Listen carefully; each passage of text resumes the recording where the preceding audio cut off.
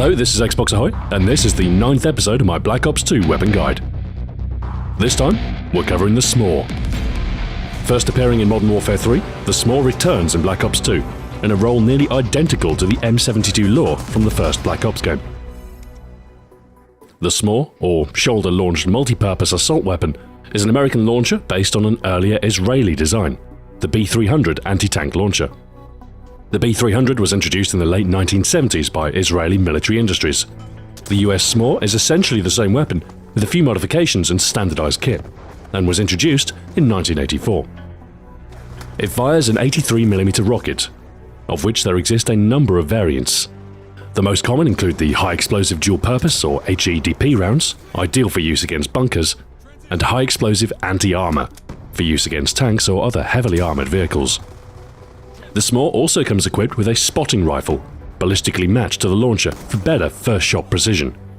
The spotting round used is a rather unusual cartridge, a 9mm tracer bullet contained within a 7.62mm casing, with a .22 Hornet blank serving as propellant. In any case, the SMAW has proven to be a reliable and accurate means of tackling entrenched positions and enemy armour since its introduction nearly 30 years ago. And it is only in recent years that the US Army has sought a more modern replacement. In-game, the SMAW is an explosive weapon, and so effective damage dealt is subject to a large number of variables. Employed against the enemy, the rocket has a blast radius of a few meters, and you'll kill an unprotected enemy outright within a portion of this radius. When facing an enemy with flak jacket equipped, only a direct impact will suffice, otherwise they'll walk away, injured but alive. When tackling air support, the SMAW will down anything it comes into contact with just a single rocket. But any countermeasures the vehicle has will divert your shot, resulting in a miss. UAVs and counter-UAVs are easily dispatched, as are care package helicopters. Most other score streaks will require multiple rockets. Stealth choppers and escort drones require 2, and the higher kill streaks will need up to 3. Rate of fire is very slow, equating to around 20 rounds per minute, or 1 shot every 3 seconds, when firing multiple rockets as quickly as possible. Of course, this is only feasible as long as your supply holds out. Given that you only spawn with 1 rocket, it's unlikely you'll reach this rate of fire outside of a sharpshooter match. You can fire rockets freely, or hold your sights for a moment on a score streak target to lock on. This process is essential to reliably hit aerial targets. Handling is slow all round.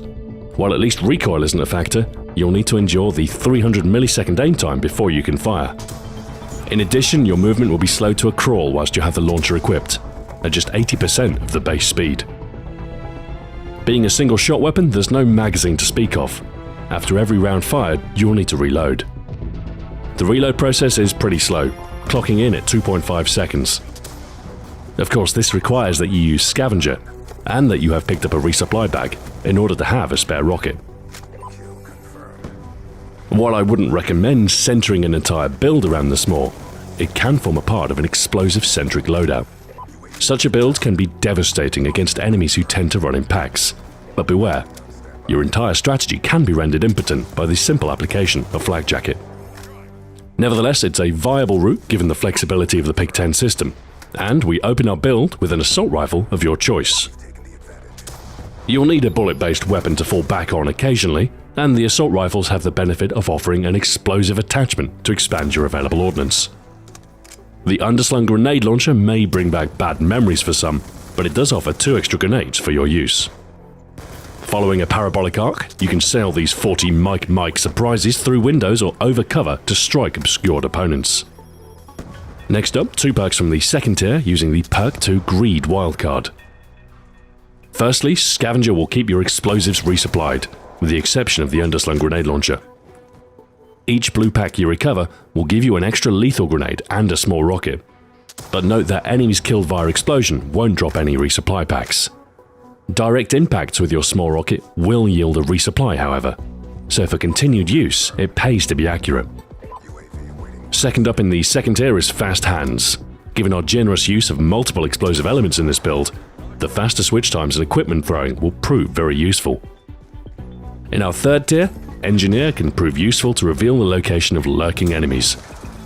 Toss a grenade or launch a rocket towards equipment indicated in red to make better use of your explosive options. As an alternative, you can swap engineer for flak jacket, for those cases where your enemy adopts a copycat strategy.